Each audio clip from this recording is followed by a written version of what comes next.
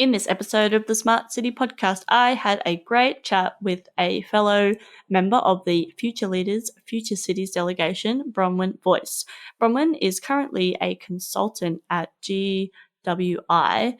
However, she has a wide and varied background, which we dive deep into. Now, Bronwyn and I talk about the concept of smart councils and how smart cities is a way to kind of reach our potential. We also talk a lot about the sharing economy, policy, data access, a bit of karaoke thrown in there, talking about it, not actually doing it. And we also talk about our trip to Japan, and also Bronwyn visited Hong Kong after the trip to Japan. So she shares a little bit on that as well in this episode. Now, we did talk for quite a while. We had a lot to go over. So we've broken this episode into two parts. So the first part is what I just mentioned. The second part, you'll hear the rest of our conversation about the observations of the smart happenings in Hong Kong and Japan, and also talking about people challenges, disaster resilience, what Bronwyn is working on, and emerging trends. So hopefully you can tune in to the second part of this episode as well. So as always, I hope you enjoy listening to this episode as much as I enjoyed making it. It's the Smart City Podcast, whoa, with Smart City experts, here we go. Connecting smart technology, both big and small. Smart cities are making life better for all. Big data, emerging trends, self-driving cars and more. The Smart City Podcast is what you're looking for. Hello, Bronwyn. How are you? Hi, Zoe. I am great. It's so good that we finally got some time to do this. We've been talking about it for months. I know. I'm really excited to have you on the podcast. So let's jump straight into it. And can you tell us about your background and what you're passionate about? Sure. So I've had a bit of an interesting path, I think, particularly in the last few years. My original or early career was in banking and finance, and so worked, with one-on-one with customers, SMEs, and building individual businesses, and making their dreams come true. And after the GFC and a pretty tough time in that industry, I also kind of felt that I wanted to do something that had more impact. And had, benefited more people. So I decided to jump into this space called regional development, which I, at the time in my early 20s, didn't know a lot about what that meant. And I enrolled in a master's degree in economic development, and I was on the path to a whole new sort of career. And I guess really from there, just absolutely fell in love with helping, or contributing to a much broader agenda that was bigger than any one business and any one person. So from that path, I've worked in not-for-profits, I've worked in local government, I've done a bit of consulting as a sole trader for federal and state government contracts, and then that kind of led me down this path of this service and wanting to serve my community.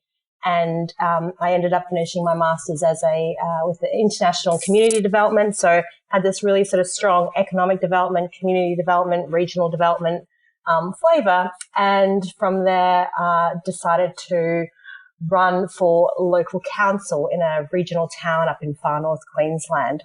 So that was a couple of years ago. Mm-hmm. Interesting. Yeah.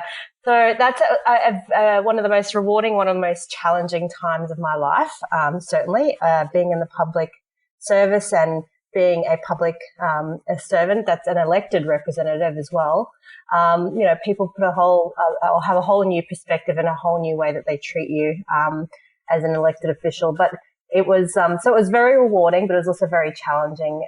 And at the beginning of the year, I decided I'd come down to Brisbane and joined a consultancy firm down here called GWI, a data and information firm. And I'm working in their civic innovation and smart cities practice. And that brings us to our discussion today. Awesome. Yeah, you definitely have had a wide and varied background, and I obviously knew snippets of it, but really, really interesting.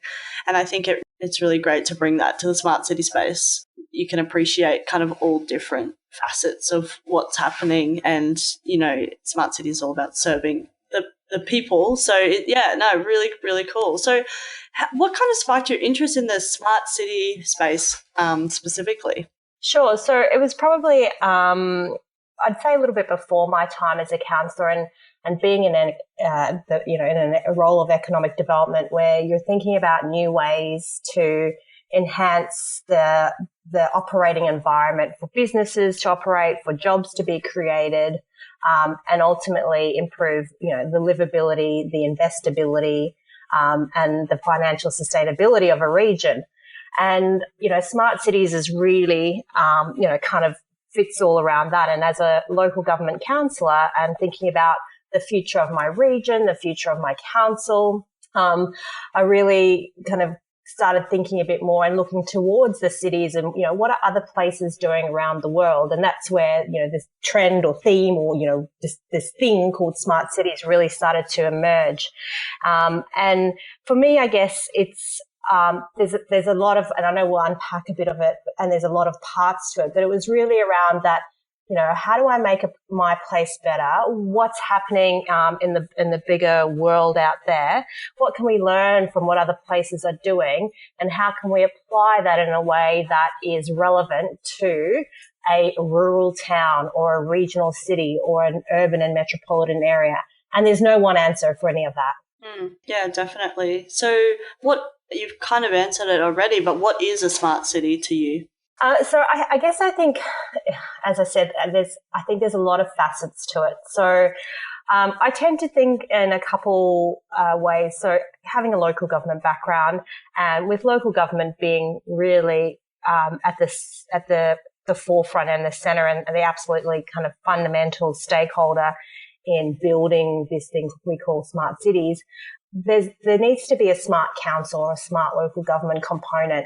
And that actually starts with some really simple stuff around digital transformation, which I think we've started the journey in Australia, more so in metropolitan areas, to a more emerging extent in regional cities, and to a much lesser extent outside of that in rural and remote councils. So to get that, that really kind of fundamental, the way that we deliver our services in a way that we use data and information to meet the needs of our citizens and our residents, and in a way that solves problems of the people that are living in our place.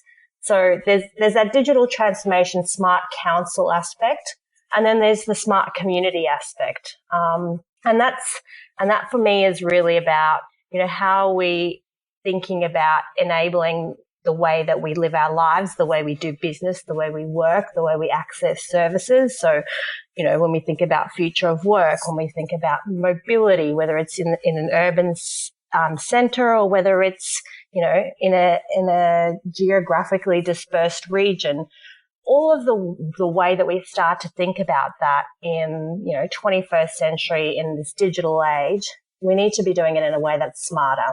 And yes, that does include technology, and that is part of the conversation and part of the solution. But it's not front and center. It's about human-centered design for me in the first instance. What are the problems that we're trying to solve for our community? What are the issues that we need to overcome as a local government?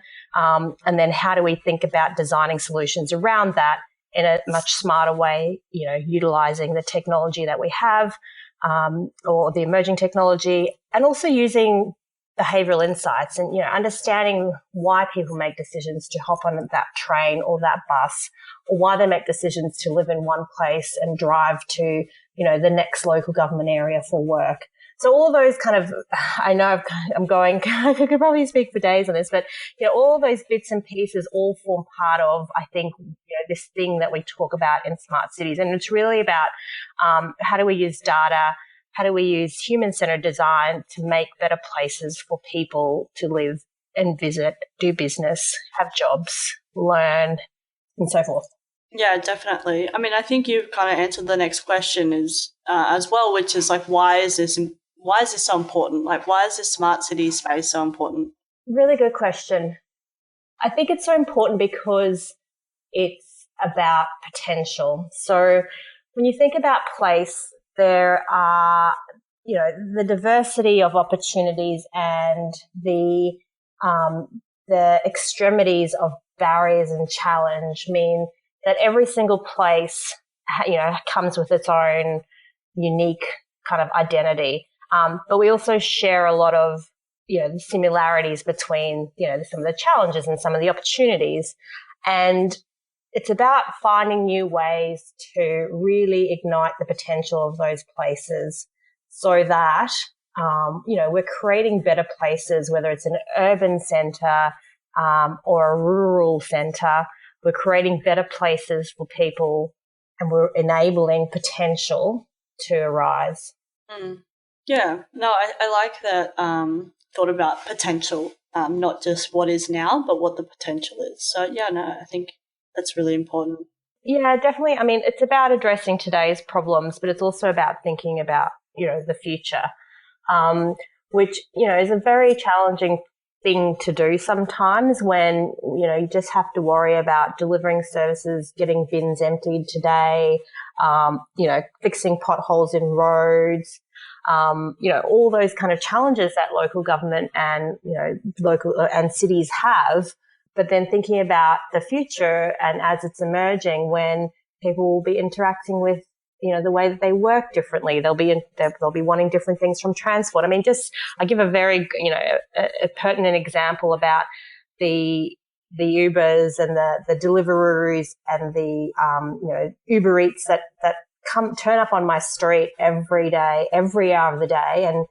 And there's just things like there's not enough parking for them or stop zones. And, people are using new ways of living, new ways of consuming, new ways of mobility.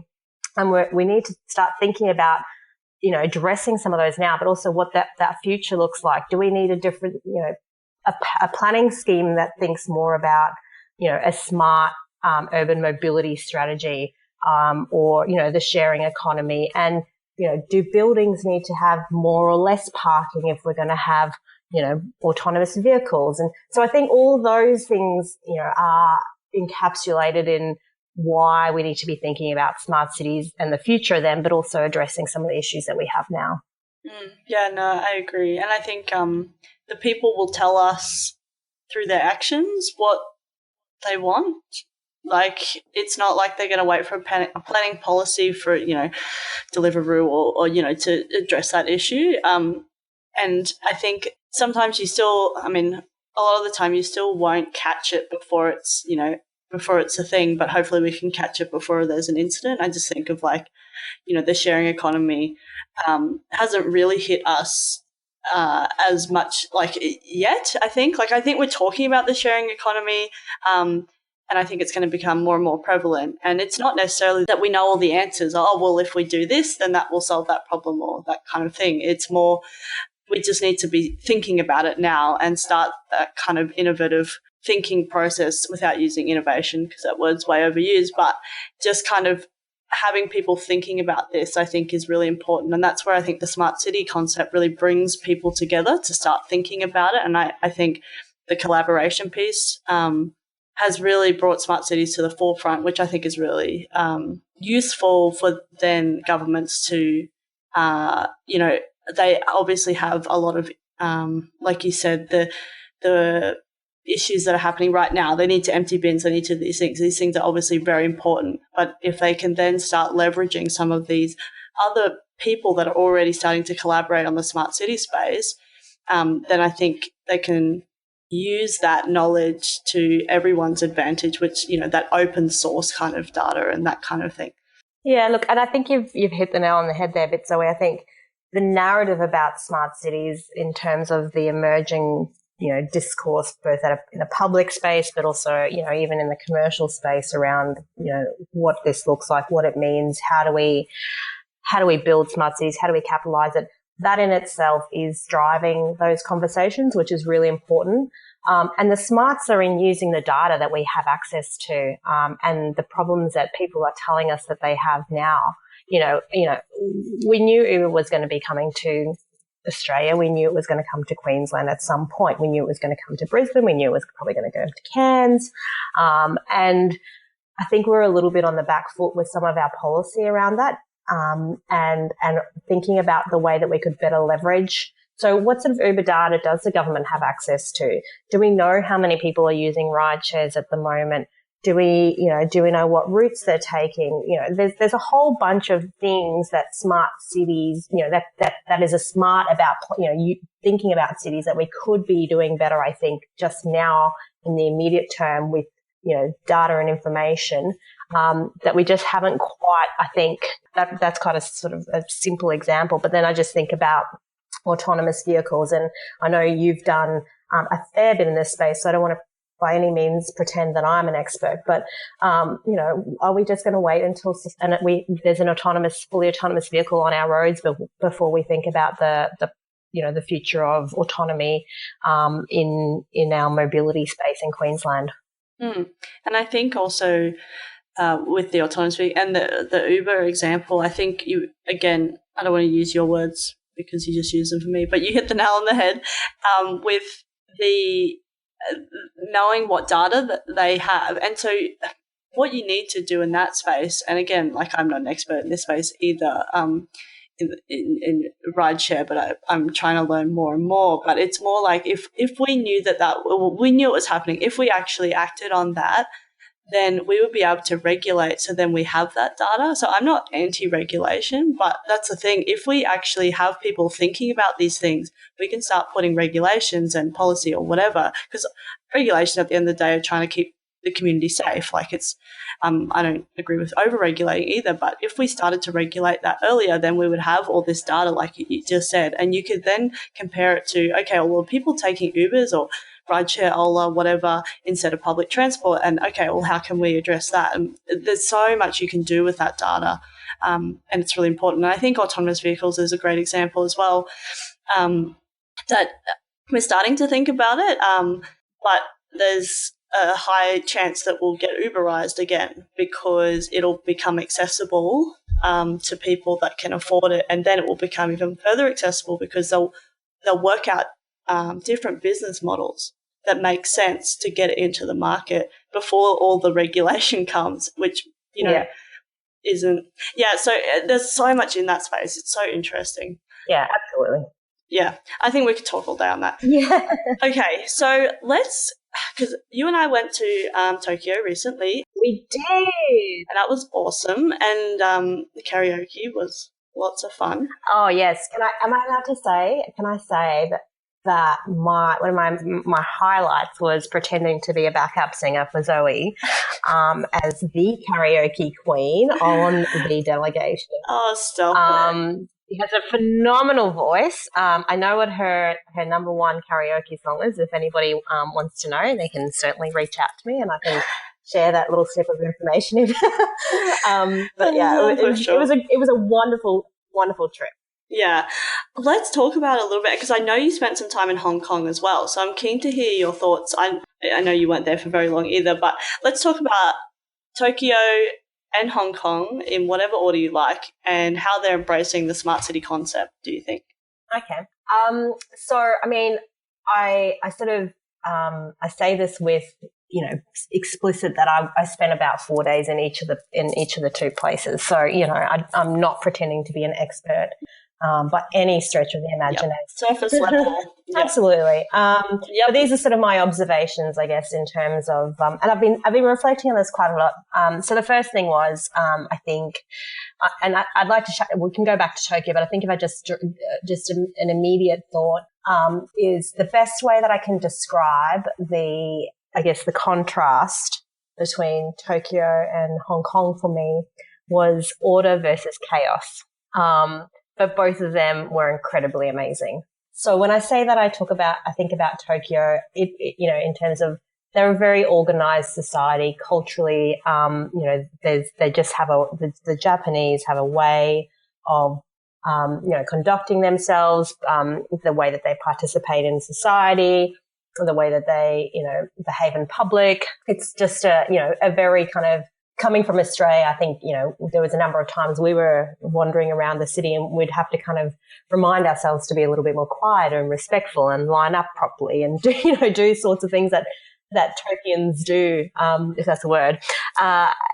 And then going to Hong Kong, it was like absolute chaos. So there's a massive expat community there that is noticeable in the central district. And then, over in Kowloon is just phenomenal in terms of the amount of, things that are happening, redevelopment, and the general overarching kind of busyness and sort of noise and, hustle and bustle of the city. And I think that contrast was just something really interesting because, both places are striving towards this smart city. They're both thinking about, how do we put more sensors on lampposts to, get more information about what's happening in our streets? And, how do we get private sector to work better with the government? How do we deal with aging populations and grow, millennial generational challenge? All those kind of things.